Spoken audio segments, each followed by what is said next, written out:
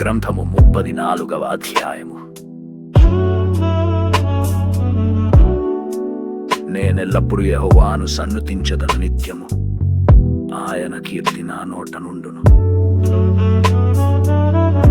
యెహోవాను బట్టి నేను అతిశయించుచున్నాను, దీనులు దానిని విని సంతోషించెదరు. నాతో కూడి యెహోవాను ఘనపరచుడి, మనము ఏకముగా కూడి ఆయన నామమును గొప్ప చేయుదము. నేను యెహోవా యొద్ద విచారణ చేయగా ఆయన నాకు ఉత్తరమిచ్చెను. నాకు కలిగిన భయములన్నిటిలో నుండి ఆయన నన్ను తప్పించెను. వారు ఆయన తట్టు చూడగా వారికి వెలుగు కలిగెను, వారి ముఖములెన్నడు నొజ్జింపకపోవును. ఈ దీనుడు మోజ పెట్టగా యెహోవా ఆలకించెను, అతని శ్రమలన్నిటిలో నుండి అతని రక్షించెను. యెహోవా యందు భయభక్తులు గలవారి చుట్టూ ఆయన దూత కావలియుండి వారిని రక్షించును. యెహోవా ఉత్తముడని రుచి చూచి తెలిసికోనుడి, ఆయనను ఆశ్రయించు నరుడు ధన్యుడు. యెహోవా భక్తులారా, ఆయన యందు భయభక్తు ఉంచుడి. ఆయన యందు భయభక్తులు ఉంచువానికి ఏమి కొదువలే. సింహపు పిల్లలు లేమి గలవై ఆకలి కొనును, యెహోవాను ఆశ్రయించు వారికి ఏ మేలు కొదువై ఉండదు. పిల్లలారా, మీరు వచ్చిన మాట వినుడి, యెహోవా యందలి భయభక్తులు మీకు నేర్పెదను.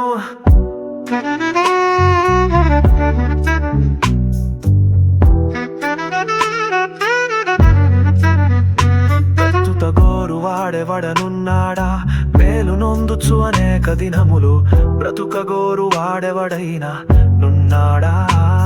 చెడ్డ మాటలు పలుకకుండా నీ నాలుకను, కపటమైన మాటలు పలుకకుండా నీ పెదవులను కాచుకొనుము.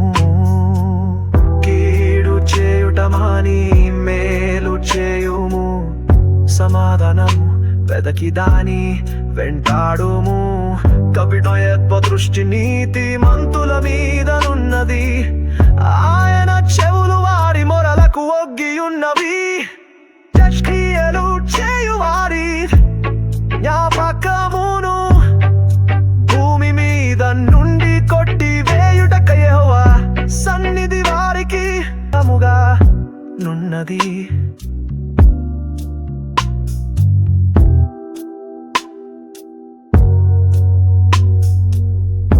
నీతిమంతులు మోయిజ పెట్టగా యెహోవా ఆలకించును, వారి శ్రమలన్నిటిలో నుండి వారిని విడిపించును. పెరిగిన హృదయము గల వారికి యెహోవా ఆసన్నుడు, నలిగిన మనస్సు గల వారిని ఆయన రక్షించును.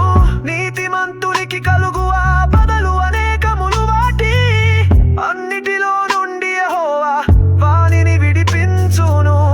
ఆయన వాని ఎముకలన్నిటినీ కాపాడును, వాటిలో ఒక్కటి అయినను విరిగిపోదు. భక్తిహీనులను సంహరించును, నీతిమంతుని ద్వేషించు వారు అపరాధులుగా ఎంచబడుదురు. యెహోవా తన సేవకుల ప్రాణమును విమోచించును, ఆయన శరణు జొచ్చిన వారిలో ఎవరును అపరాధులుగా ఎంచబడరు.